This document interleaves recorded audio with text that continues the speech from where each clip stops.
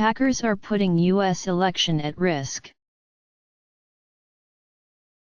Bruce Schneier is a security technologist and Chief Technology Officer of Resilient Systems Inc.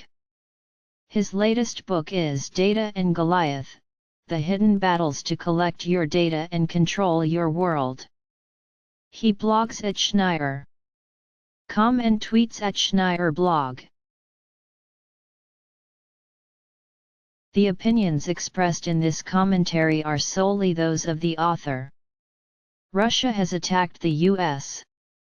in cyberspace in an attempt to influence our national election, many experts have concluded. We need to take this national security threat seriously and both respond and defend, despite the partisan nature of this particular attack. There is virtually no debate about that, either from the technical experts who analyzed the attack last month or the FBI, which is analyzing it now. The hackers have already released DNC emails and voicemails, and promise more data dumps. While their motivation remains unclear, they could continue to attack our election from now to November and beyond. Like everything else in society, elections have gone digital. And just as we've seen cyber attacks affecting all aspects of society, we're going to see them affecting elections as well. What happened to the DNC is an example of organizational doxing, the publishing of private information, an increasingly popular tactic against both government and private organizations. There are other ways to influence elections: denial of service attacks against candidate and party networks and websites, attacks against campaign workers and donors, attacks against voter rolls or election agencies, hacks of the candidate websites and social media accounts, and the one that scares me the most, manipulation of our highly insecure but increasingly popular electronic voting machines. Read more. On the one hand, this attack is a standard intelligence gathering operation, something the NSA does against political targets all over the world and other countries regularly do to us.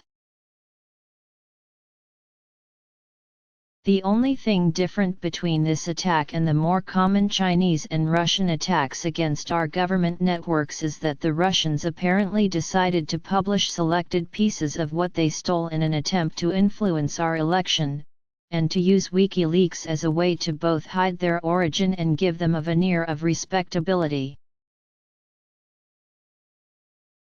All of the attacks listed above can be perpetrated by other countries and by individuals as well. They've been done in elections in other countries. They've been done in other contexts. The Internet broadly distributes power, and what was once the sole purview of nation-states is now in the hands of the masses. We're living in a world where disgruntled people with the right hacking skills can influence our elections, wherever they are in the world. The Snowden documents have shown the world how aggressive our own intelligence agency is in cyberspace. But despite all of the policy analysis that has gone into our own national cybersecurity, we seem perpetually taken by surprise when we are attacked. While foreign interference in national elections isn't new, and something the U.S.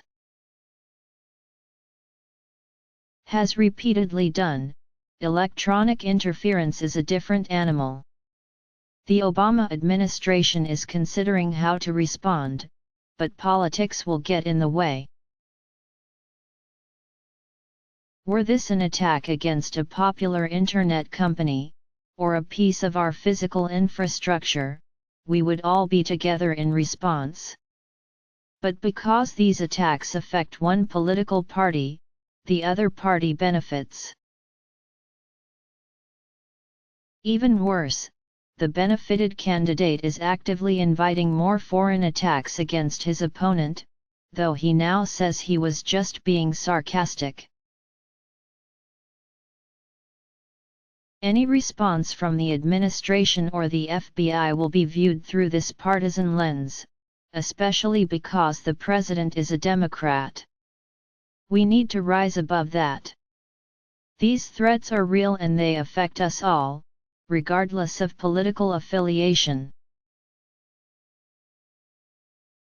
That this particular attack targeted the DNC is no indication of who the next attack might target.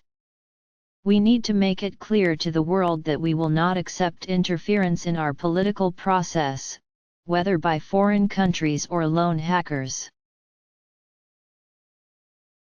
However we respond to this act of aggression, we also need to increase the security of our election systems against all threats and quickly. Join us on Facebook.com/CNN Opinion. We tend to underestimate threats that haven't happened. We discount them as theoretical and overestimate threats that have happened at least once. The terrorist attacks of 9/11 are a showcase example of that.